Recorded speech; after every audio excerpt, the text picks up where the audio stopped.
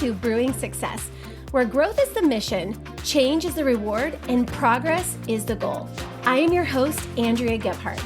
I'm a former educator turned passionate entrepreneur whose desire to create impact has never wavered. I've spent the last decade teaching, mentoring, and coaching people on how to create success in their lives and businesses with proven strategies and systems that not only bring about change, but big results. When it comes down to it, teaching is my specialty, leadership is my jam, and inspiring you to live a bigger, fuller life is what I'm all about. This podcast will give you the knowledge and tools you need to brew success in almost any area of your life. You're going to walk away each week feeling inspired, motivated, and ready to step outside your comfort zone and into the next level of who you're meant to be. Now let's get into today's episode. So before I jump into my message and what I want to share with you today, I honestly believe that the state of your world and your life is literally can be found in your most recent Google searches. And I say that because, if you're scrambling to try to figure out dinner ideas, it's like how to make whatever food in the air fryer or, whatever it is, shopping for certain things, looking at places to go for spring break.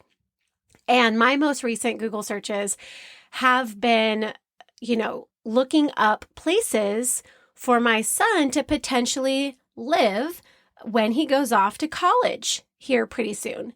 And it just tells you so much about the state of your life and what you're going through. Cannot believe my firstborn is going to be graduating from high school in 60 days. And, that brings about all kinds of feelings. And I don't know if you've already gone through this or, you're in it right now, having that kiddo graduate and, get ready for that next stage of life, or if it's a little far off for you, it is something because, there's part of you that is really excited about it. And then there's that other part of you that is in denial that you're here. I mean, you always know it's coming, but it's when you come to it that you just are a little bit in shock. And then there's this very, I don't know if I can do it, this very emotional side of it. Not because you're sad that they're going. It's not like you're going to miss the attitude and some of those things. It's more like, it's a sense of pride and it's an overwhelming sense of love. Oh, I did not expect all this. I'm telling you, it's a thing. It's an overwhelming sense of love. Love for this human that was once so fragile and so delicate, whose little hand could only grip your thumb, whose eyes peered up at you in amazement and wonder. And now they're this giant human who thinks independently, has their own ideas, and they're a really incredible personality. And you're just watching them kind of blossom into this young adult. And it's crazy because you think back to you at that stage of your life and remembering how excited you were, how scared and nervous you were, how dumb you were. You think you know so much, but you really know nothing. And it's just being proud of who your kiddo has become and an overwhelming sense of love. And also kind of this questioning of, did I do enough? Did I teach him enough? Did I love him enough? Did I prepare him enough? And guys, this has nothing to do with today's episode. It's just we're friends, right? And we're doing life together. And this is a big part of my life right now. And so if you have gone through this, dude, send me a message. Let's talk. I'm all for, the conversation. If you're in it right now, can we have a slumber party and talk about the things? And if your kids are still young enough to where this is far off, I just want to give you a piece of advice. Give them enough love that they know how to love themselves when they leave you.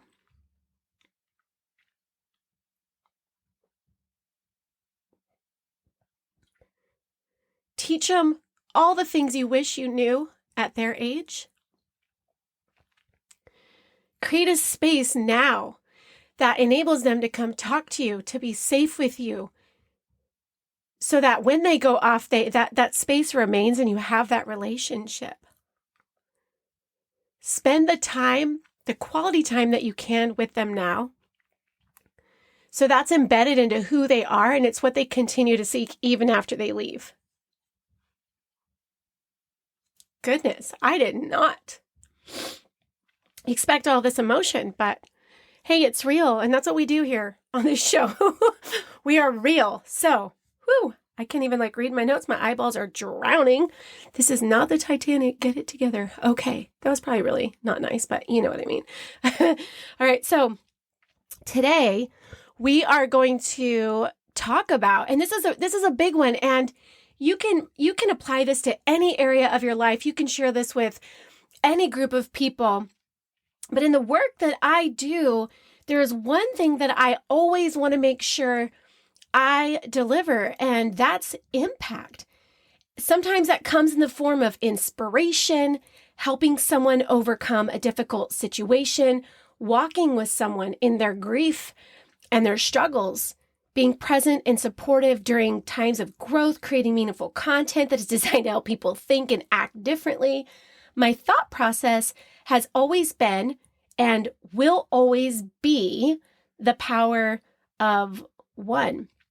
The power of inspiring one person, the power of helping one mom, the power of encouraging one soul, the power of being kind to one stranger, the power of helping just one person. I think that we are all called to impact the world in a positive way, ultimately leaving our mark. However, if we fail to realize the power of impact we can have on one, we will never have the ability to impact many. And I think that for me specifically, this really became the way that I centered my work when I kind of left the field of education and became an entrepreneur. And I was in an environment where I had the opportunity to present business to groups of people. And you can't always control who's going to show up. You can't always control who's going to come to listen to what you have to say or what that outcome is going to be. All you can control is the, energy that you bring, the integrity to the information, the value, right, of what it is that you're doing. And I remember, showing up to places where there were 500 people, 1,000 people, 3,500 people, 5,000 people. And I remember showing up to places where there were 50 people, 30 people, 20 people, 5 people, and even, 1 to 3 people.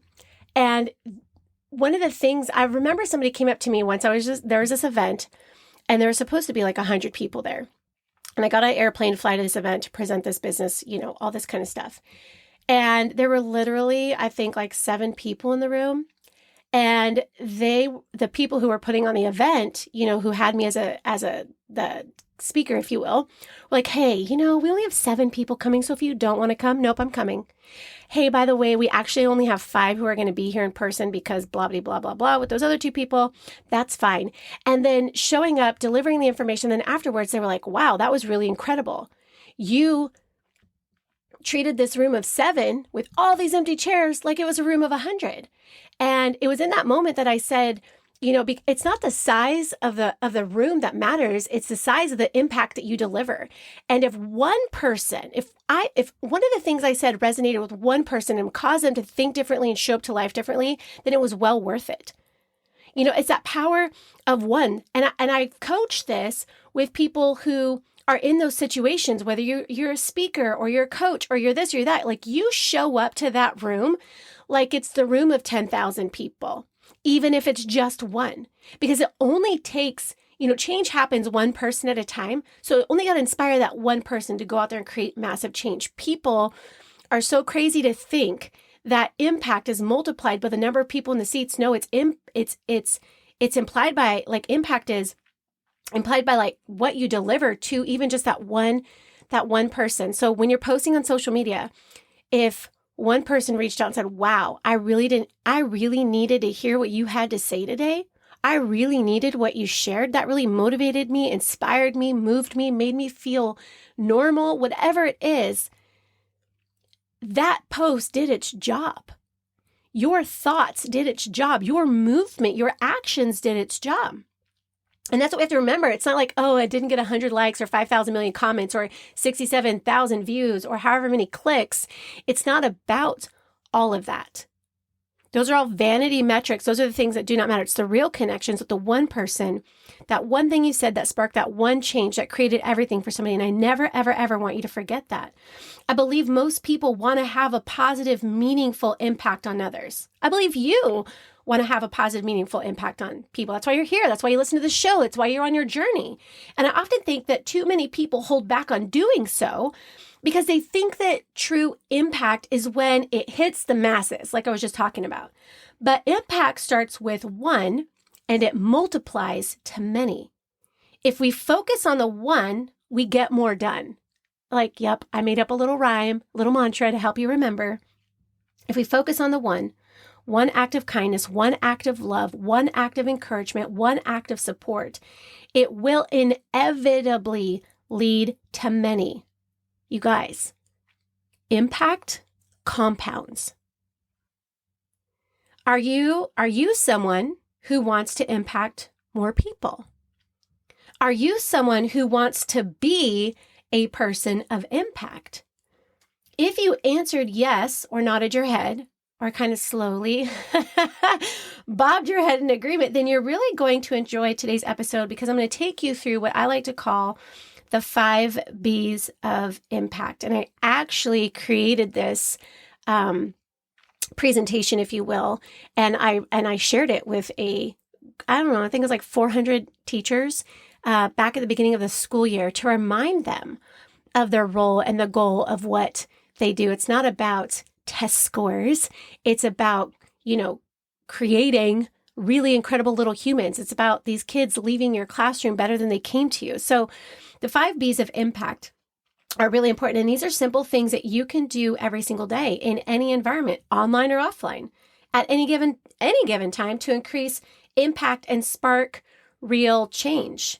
You can even teach this to your kids. You can, if you coach a team, you can share this information with your players. If you run a business, you can share this information with your leaders. I mean, it's really incredible. You can spark real change with this. Change for others, and honestly, change for yourself. When you focus on how you can impact others, you begin to impact who you are. So the first B is be an attitude ambassador. Listen, your attitude basically dictates your mood, which impacts how you think, how you feel, and what you do. If your attitude stinks, well, then so will everything else. Not to mention, your attitude can greatly impact others. Your attitude is your energy. Your energy, as we know and we've talked about, is contagious.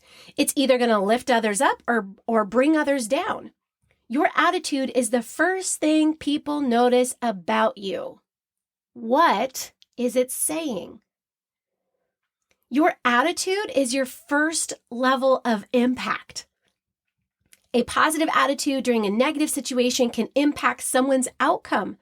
This is why we have to be mindful and choose to have a positive attitude at all times, even when it's hard.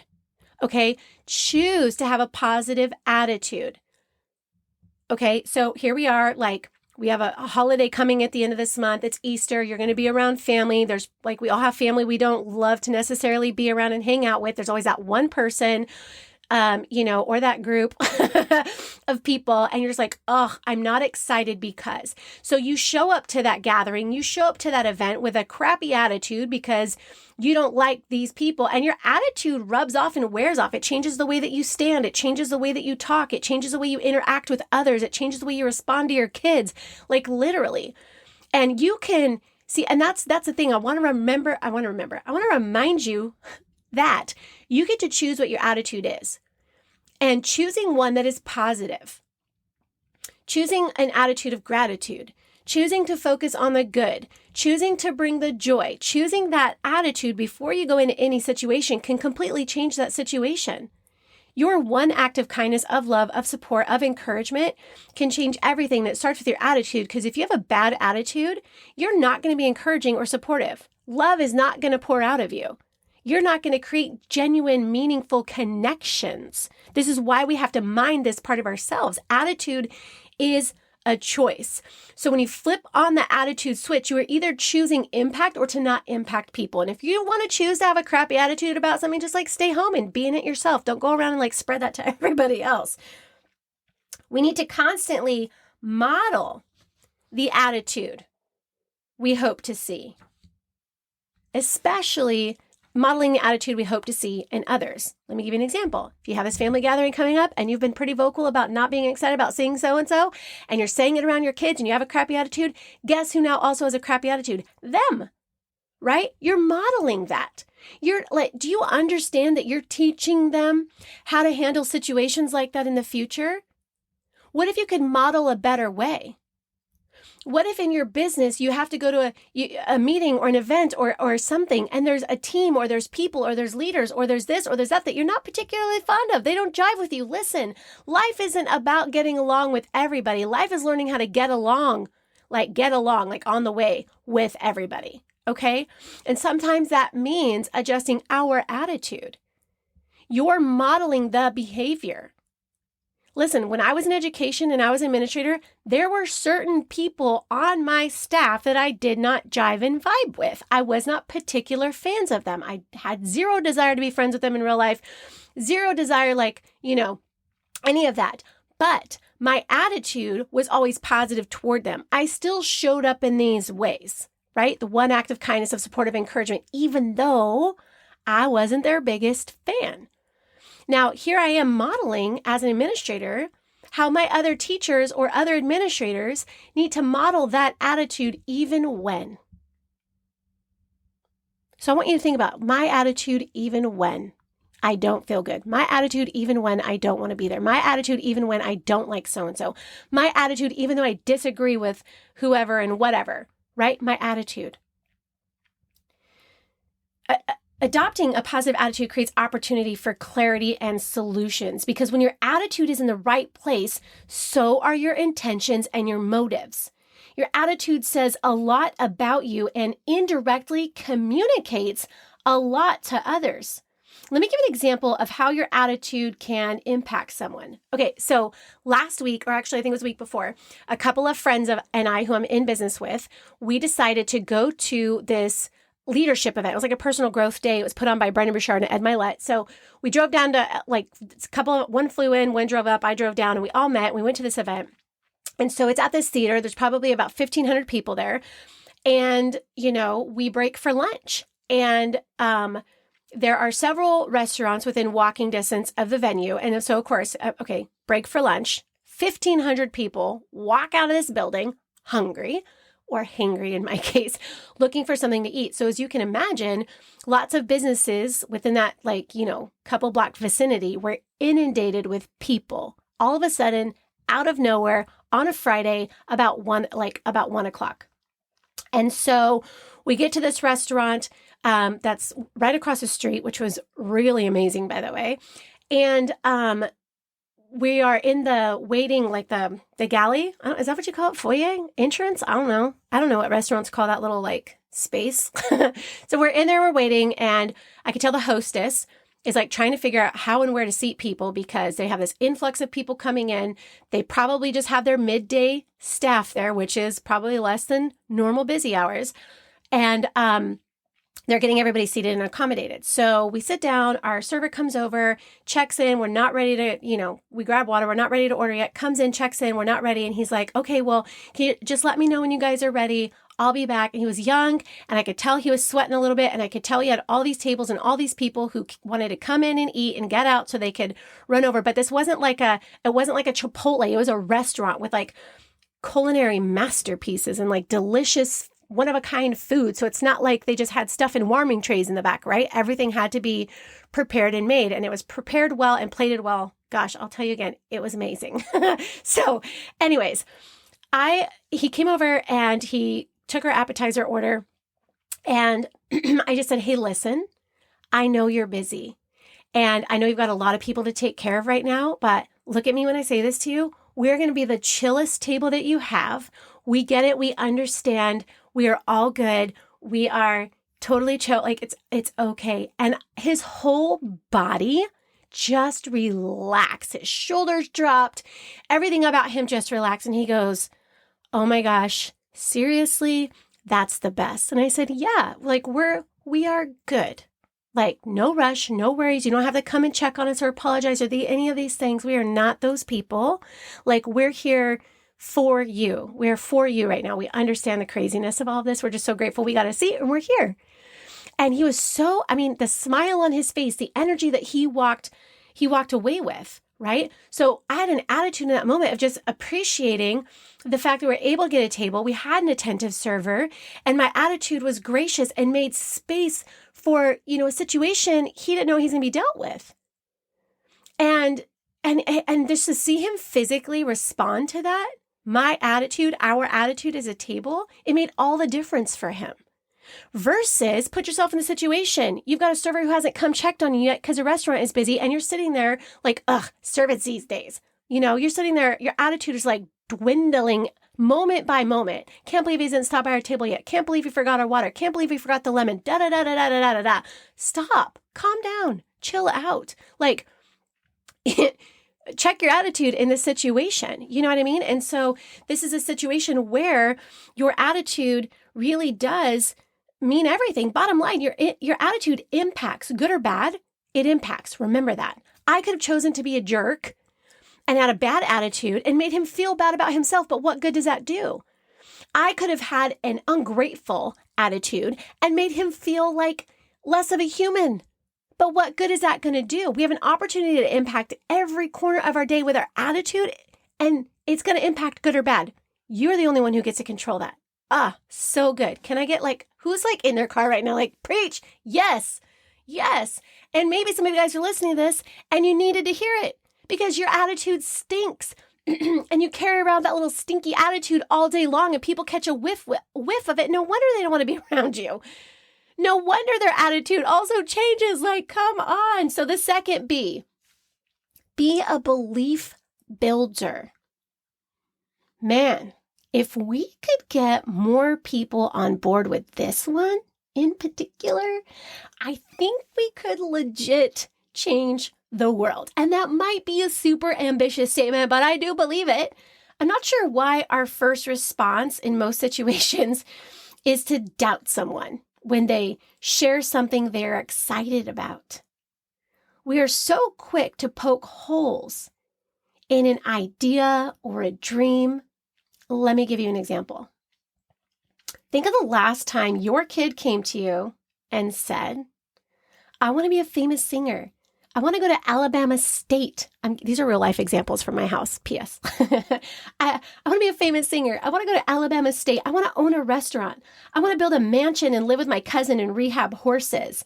I want to be a police officer. Were you quick to build up their dream? Or were you quick to shoot it down? Were you quick to tell them, to have them tell you more? Tell me more about that. What do you mean? What does that look like? And all the reasons why they want to do it? Or were you quick to remind them that mansions are expensive? That being a police officer is dangerous? That Alabama State seems a little out of reach? That they can't carry a tune in a bucket?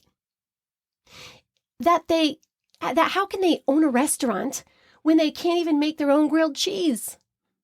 You see, our default mode is to doubt. I want to change your default mode to belief. The 4 most powerful words in the world are I believe in you. I believe in you. When your friend posts about their new business, respond with, I believe in you. When your friend says she wants to start a podcast while sitting at lunch, tell her, I believe in you. When your kid comes to you and they're struggling with school, friends, and stress, tell them, I believe in you.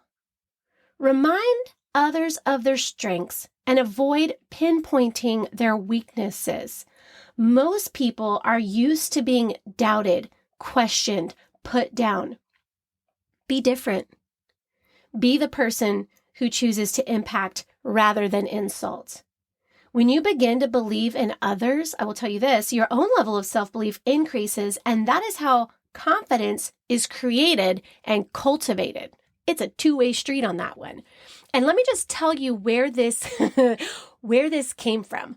I think when my little sister was maybe in 4th grade, we were driving to school, and she is in the back seat of the car, and she says, something along the lines of, when I grow up, I want to buy a house on the beach, and I wanted to have all these things. Like, she just started talking about this dream of hers. And you know what? Me.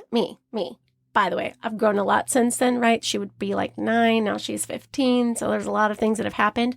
But I was like, I remember, and this is terrible. And I'm telling you this because we're all human, right? Like, please don't run around thinking I'm the perfect parent, leader, business person, any of it. Like, I make mistakes. I flub. I have to learn really hard lessons all the time. Like, that's why we're here. We get to talk about these things.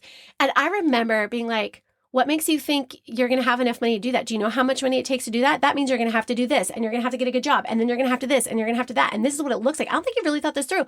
And I realized I was literally this cannon on the ground, launching these cannonballs into this parachute of a dream of hers. Like, bam, bam, bam. Like, how fast can I sink it? And I remember she got out of the car, and I felt crappy. She probably felt crappy. And I literally was like, Andrea Gale, like, do you ever middle name yourself, by the way? I middle name myself in moments like that. I'm like, Andrea Gale, what did you just do? Why did you just do that? Like, where did that even come from? Like, ew, ick, yuck. And I had this epiphany like moment of there's 2 types of people in the world. There's 2 types of parents. You're either a belief builder, right? A dream builder, or a dream destroyer. And when people come to you with your dreams, do you build it up or do you destroy it? And I was like, ew, I'm never going to be that person again. So I remember when I picked her up from school that day, I was like, hey, remember I told you about your dream about this mansion on the beach and blah, blah, blah, blah, blah. She was like, yeah. I was like, tell me more. What is the house going to look like? What are you going to drive? What are you going to do for a living? Like, let me get in there and put some gas on that dang dream. Who am I? To water that down, to poke a hole in it, to try to prove it's not going to work, to tear it down. Get out of here. Don't be one of those people. There's plenty of them in the world. We don't need more. This leads us to the next B. Be a confidence curator. The word curator comes from the word curatus, which means guardian, to take care of. Being a confidence curator is being a person who guards and takes care of the confidence of others. How do you do this? It's simple. Be intentional about adding value to others. Listen, lean in, show up, follow through, and remain consistent in who you are. Curating confidence in others looks like showering people with words of encouragement. It's being a beacon of light during a dark time. It's praising effort. It's recognizing and celebrating the good in someone. It's acknowledging their contributions. It's taking a moment to say a message that says, I see you. Keep up the good work. It's letting someone know they inspire you. It's taking a moment to actually give praise and appreciation for the things that someone does. You want to know how to change someone's world? Compliment what they do. Do you want to know how to destroy it? Criticize it. Confidence is one's belief in themselves and their abilities, and that is shaped by the people we encounter and their words and actions. Choose to curate, cultivate, and contribute to someone's confidence. Confidence is often the cadence of the steps we take in life. The stronger the level of confidence, the more consistent the cadence, the bigger the steps. The weaker the level of confidence, the slower that beat, the smaller the steps. Let's curate the kind of steps that God applauds and the naysayers run from. The fourth B, be an inspiration station. Yes, that's super cheery and bright and full of energy and like exploding daisies. I know, but for reals, be an inspiration station. I know you're thinking, who, me? An inspiration? What? Are you serious? Yes, you. I'm talking to you. Why would your immediate thought, by the way, why would your immediate thought be, but I'm not inspiring? Yes, you are. Your mess that you think disqualifies you is actually your message. The ability to help others, the ability to relate and help others walk through something hard. Listen, I'm going to say this is really funny, but like the only reason we know to like rub our shoe in the grass when we step on dog poop is because somebody else already stepped on dog poop and told us how to get the poop off our shoes. I almost said a completely different word, but you know what I mean, right? Like somebody else had to walk through poop for you to know how to get poop off your shoe. Think about that for a second. Your mess is your message, no matter what it is. That divorce that you're going through that's really hard and sucks, that mess, it's your message. You're going to be able to walk people through that. Overcoming challenges in your relationship, that mess, you're going to be able to help walk people through that. That struggle that you're in as a single parent, carrying all the weight and the responsibility is your mess that's going to allow you to walk somebody else through it. That business that you're building, that hurdle that you're overcoming, whatever the mess is that you are in, if you are actively working to grow you and turn that ship around, then you're going to be able to walk people through it. Your mess is your message. You will always have the ability to help the person you once were. So if you've lost weight, you can inspire others to do the same. If you've overcome adversity, you can help others do the same. If you've learned how to make money online, you can help others do the same. If you've mastered the art of immediately folding laundry straight from the dryer, you can teach others to do the same. If you've figured out some amazing life hack that has made being a mom and wearing all the hats easier, then you can help others do the same. You see, what you're doing right now is inspiring to others. How you're choosing to show up in the world is inspiring to others. Being a safe place that people can come to, someone they can trust. Be someone who fans the flames of others. Be the person who challenges and encourages growth. Figure out the message you want to broadcast to the world and go share it. The best way and the ultimate way to be an inspiration to others is to be sure you maintain the station of service in your day-to-day life. If you're looking for ways to serve others, vibes of inspiration will surely follow. Think of the people who inspire you and ask yourself, why does this person inspire me? And I promise you, it won't be because of something they necessarily did. It will be more than likely something about who they are. The world needs who you were made to be. So keep on working on those inner things so the outer world can benefit. And that brings us to the last and the final B. By the way, I hope you're enjoying this. I hope that it's resonating with you. I hope that it's sinking in. I hope that you can see that with these things right here, you can make a massive difference in your home, in your community, in the world, anywhere. It's so incredible. The last and the final B, be a positivity pioneer. Yes, I love alliteration. I'm an English major. It's like my jam, okay? Like, be a positivity pioneer.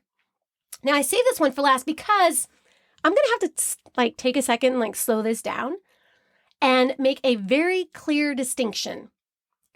Please, for the love of all things, do not confuse positivity with toxic positivity.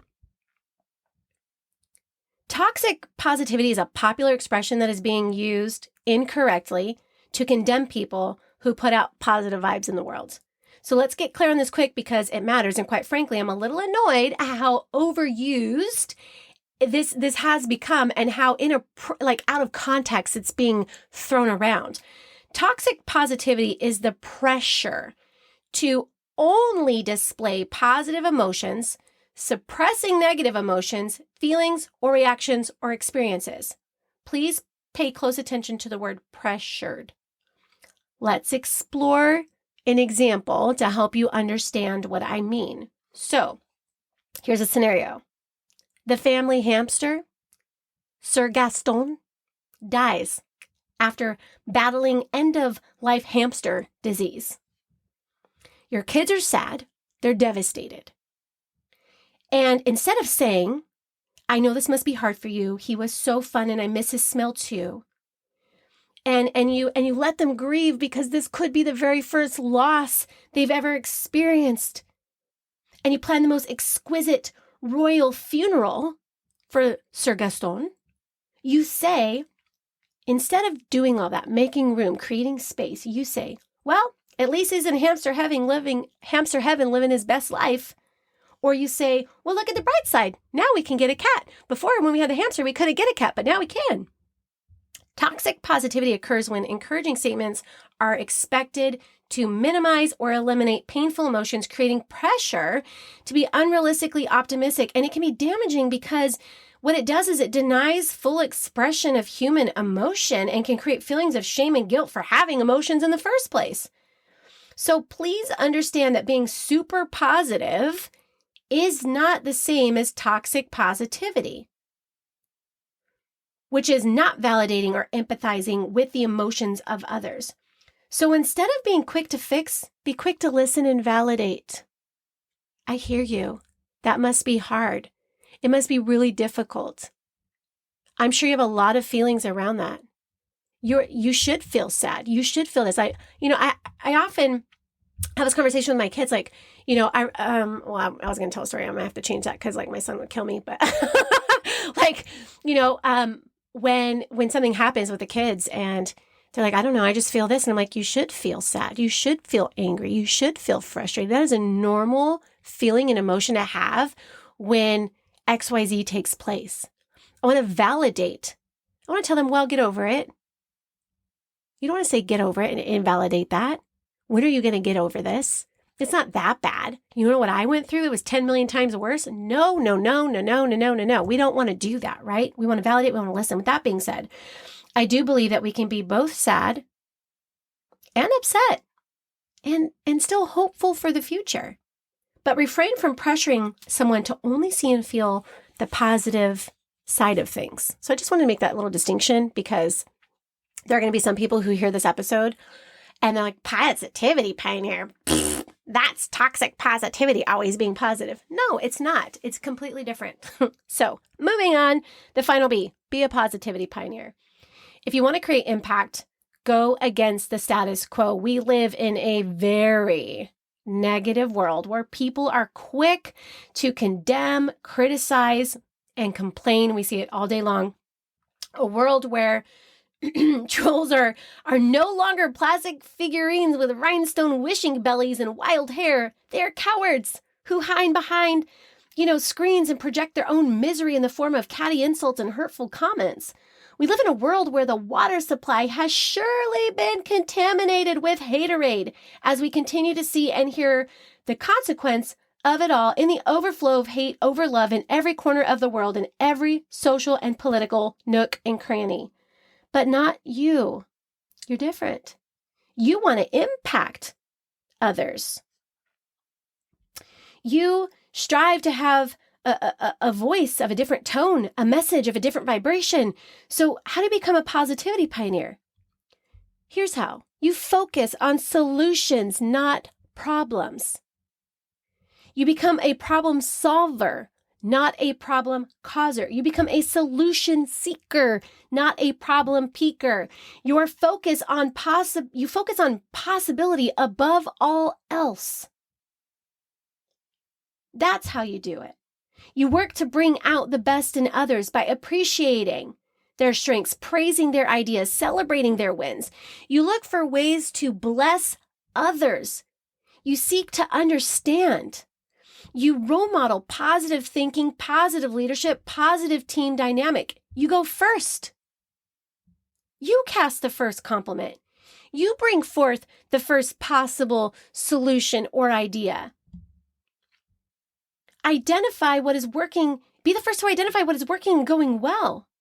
Be the first to look for the lesson and the learning in the challenge. Being a positivity pioneer is about being the light when everyone and everything else is throwing shade. This one simple notion has the ability to move mountains, change narratives, and create impact greater than you can imagine.